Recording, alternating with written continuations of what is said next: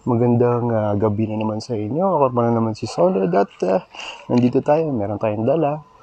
Meron tayong i-unboxing. Ito po ang ating cellphone ngayon. Nakita niyo ba? Tara na.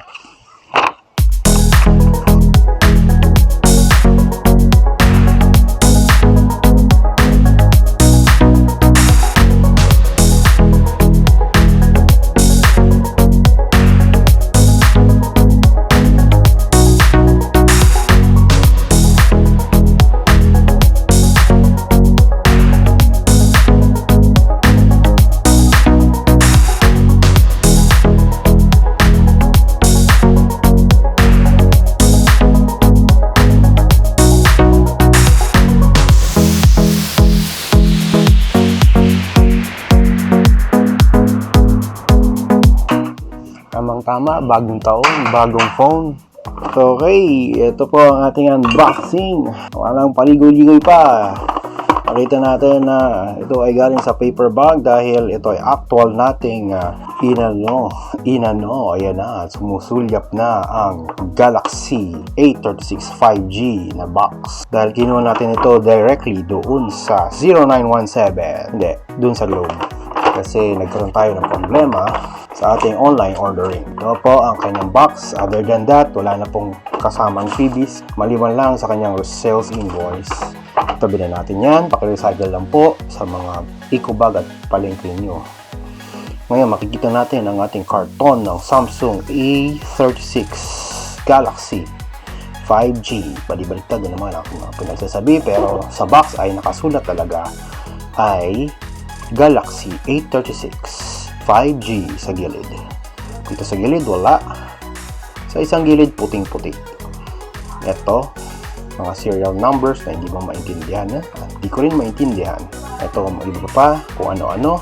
Ito po ay nabuksan na namin kanina at tinatry na namin to. Pakita ko lang sa inyo kung ano ang laman nitong karton na ito. So pagbunga nyo, yan po ang kanyang pinakasimpleng karton. Napakanipis, walang kaarte-arte at iyan lang. Parang gusto mo lang talaga ng cellphone. Okay, buksan na natin. Yan po ang makikita ninyo sa karton. Cellphone agad. Siyempre, may takip-takip kunyari, tinakpan ko, na-reveal na agad. Alright, yan po ang cellphone. Kitang-kita ninyo. Yan, bagong-bago. Bago pa naman to. Hindi pa naman nagamit masyado, pero ito ay ganito. Alright, kulay itim or medyo grayish siya. Wala siyang jelly case. Meron siyang tatlong camera ng konti. Ng konti. Oo nga, parang konti nga talaga yung kanyang features na ganito. Then, ito, kanyang Gorilla Glass na screen. Meron siyang pinhole selfie camera din. Siyempre, yung tatlong camera niya. May sensor camera, main camera, ultra-wide camera. Ito po ang Samsung, may Samsung logo. Ito po ang kanyang gilid. Kitang-kita ninyo, napakasimple, plain na plain. Ito po ay plastic. Ito po ay glass, then okay siya. At meron siyang mga microphone dito. Meron siyang power button here and here. Okay? Try natin i-on kung gaano siya kabilis mag-on. Alright? Logo agad ng Samsung Galaxy. Habang nag-on siya, tabi na natin muna dito. Lagyan natin ng patungan. At we go through the box. Yan, box, wala siyang hidden gem. Ito, may coating karton, Samsung. At yung pangsungkit ng kulangot ng SIM card natin. Yan po lang. Yan, pakikip lang po lagi yan. And wala siyang ka-manual dahil wala naman talaga nagbabasa ng manual. Ito po ang kanyang maliit na karton. I believe this is what's in it. Ganun lang siya. Ganyan lang. Ganyan at ganyan lang talaga. Pati yung cable. Okay, tipid na tipid. This is a very budget-friendly carton unbox. Napaka-kaunti ng laman. Wala po itong jelly case. Hindi po to jelly case. Karton lang talaga. Karton. Wala rin siyang charger. Anong ginawa ng Samsung? Karton lang talaga. So, yan lang po ang kanyang mga freebies. cellphone, syempre binayaran nyo yung cellphone, yung data cable and charging, yung mismong karton, at isa pang karton sa loob ng karton. Okay, enjoy nyo yung pagka-karton dahil unboxing po ito. Paki-recycle lang po ang mga ganitong bagay, o kaya pag lalagyan nyo ng mga used na mga ganito, used na mga lumang mga phone case, ganyan po. Plain and simple unboxing natin ng Samsung Galaxy A36 5G. Ito po ang kanyang cellphone natin. Bagong cellphone ngayon na kababaliwan ng mga middle users natin. Pero kahit pa paano, hindi po ito mura. Ang SRP nito ay more or less 10,000. Ipa-flash na natin sa toilet. So ipa-flash natin sa screen. Yan, ganyan po siya ang SRP niya. Kitang-kita niyo ang SRP. Pero maganda naman. Alright, yan po ang unboxing ng ating Samsung Galaxy A36. Yan. Available na po ito kasi this year na po ito ng 2025 lumabas. Huli na po tayo, pero huli mat magaling, gumagamit pa rin syempre.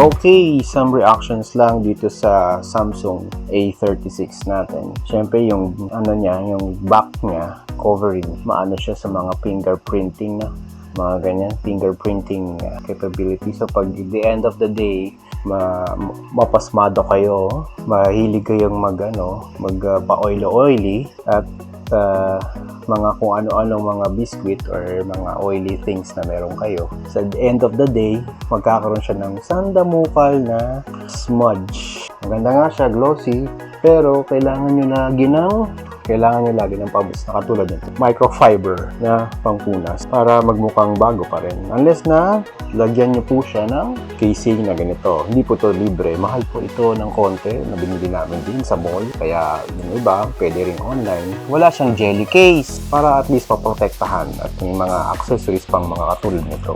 Siyempre pang girl. Pang girl ba nga ba talaga? Maganda yung kanyang design dito sa kanyang camera, kaya lang siya ay masyadong nakaangat.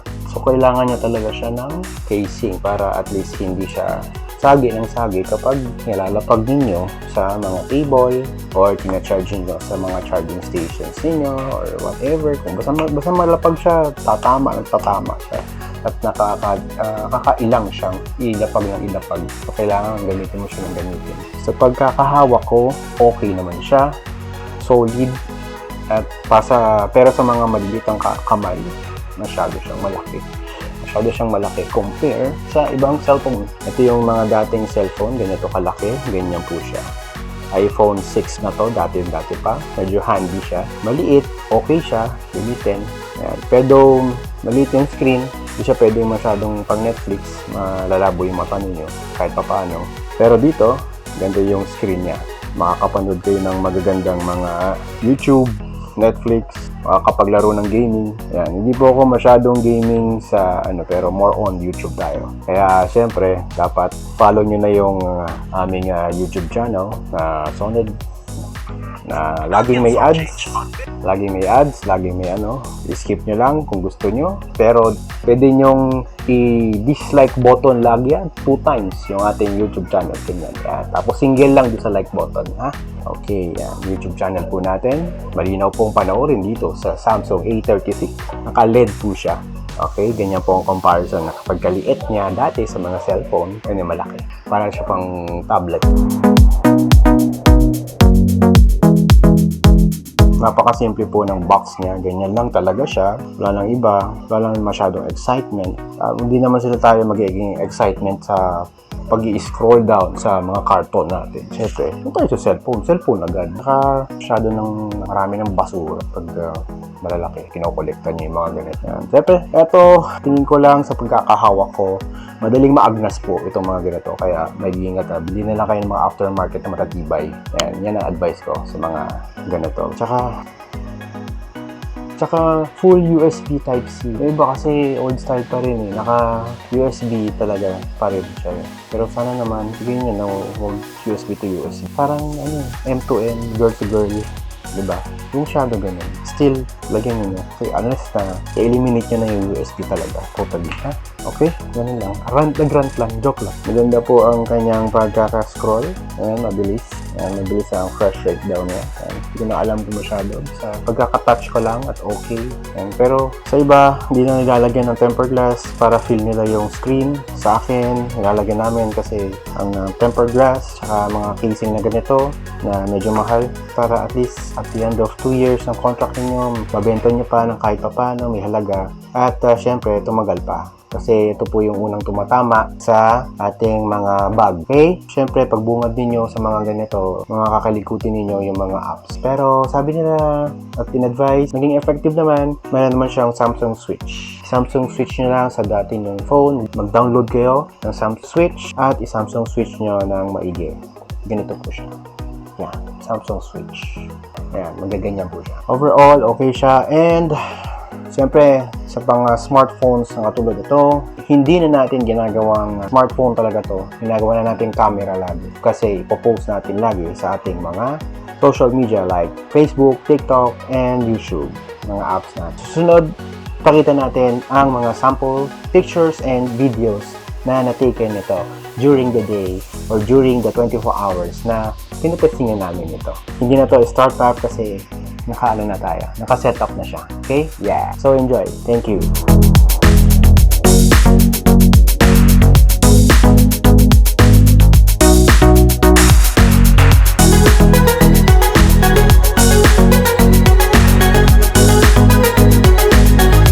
Dito natin testingin.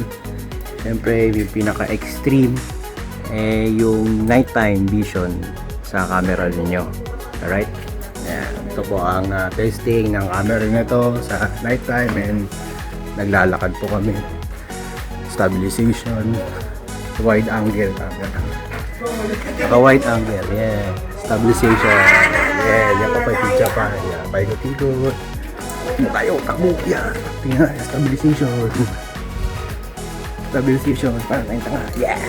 Selfie camera. Yung selfie camera, naka-zoom in ng konti. Hindi siya wide angle. Hindi wide angle. Ito po ang quality ng selfie camera niya. Siyempre, challenging kasi gabi. Tapos, nasa outside ano kami, nasa labas. Para maraming ambience light. Wala pong internal, nasa internal camera po ito. Yan, ganyan. Muli tayo, takbo. Selfie. Yeah. Selfie ulit tayo. Ayan, selfie. Challenging. Ambient sound, nighttime, tapos palakad-lakad. Maganda rin. Sa pagkakabiyo, maganda rin dito. Ganyan po. Yeah. Selfie camera.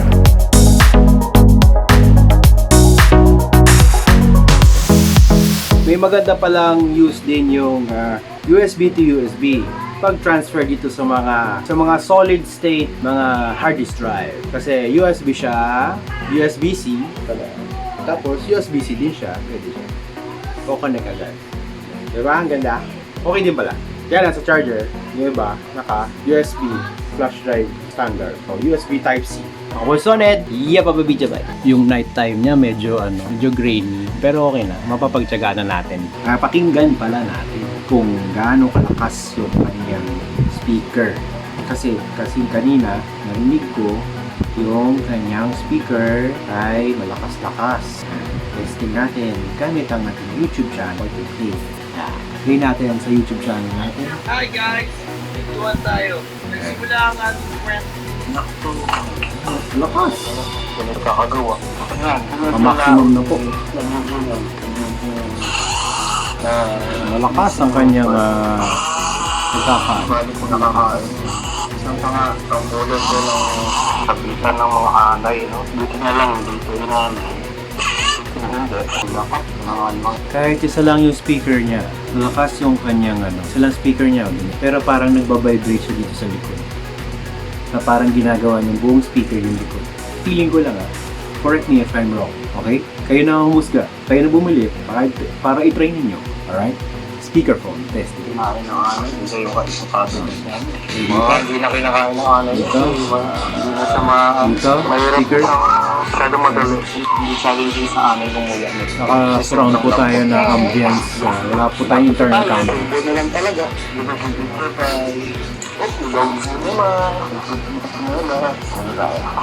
Ibang music. Bagamat nakalampas na sa West Philippine Sea itong si Bagyong Uwan, makakaranas pa rin po ng pabugsong hangin. Pagulan dahil po kay Bagyong Uwan. Sa selfie niya, sa video, shaky, sa madilim. Sa back camera niya, ano siya, stable. Kasi may stabilization. Yan po yung testing ng mga camera at pinapapawisan na ako. Internal memory pala nito, 128 GB. Marami na. Huwag yun lang punuin. Sana nagustuhan ninyo ang pag-unboxing namin ng ganitong kasimpleng unbox. Box talaga, simple. Mula sa Globe, mula sa Samsung, thank you sa pagre-renew namin. At syempre, we're welcome kasi kami magbabayad na to. Of course, hindi po to sponsored. Ito po ay personal use namin. And of course, ang verdict, we enjoy using your products. Maganda yung quality ninyo kahit in a budget-friendly middle phone variant nito. Ako po si Soned, mag-renew na kayo ulit sa bagong taon na ito. Paalam, and take care always. Keep safe, drive safe, and enjoy your phone. And syempre, kailangan yung monthly ninyo, bayaran ninyo. Huwag niyong pababayaan kasi makakautang ulit kayo, baka kabili ulit kayo ng phone, makaka-renew kayo ulit. Of course, latest agad na naman ang inyong mga phone ngayon. Yeah, alright. Ako po si Soned. Goodbye.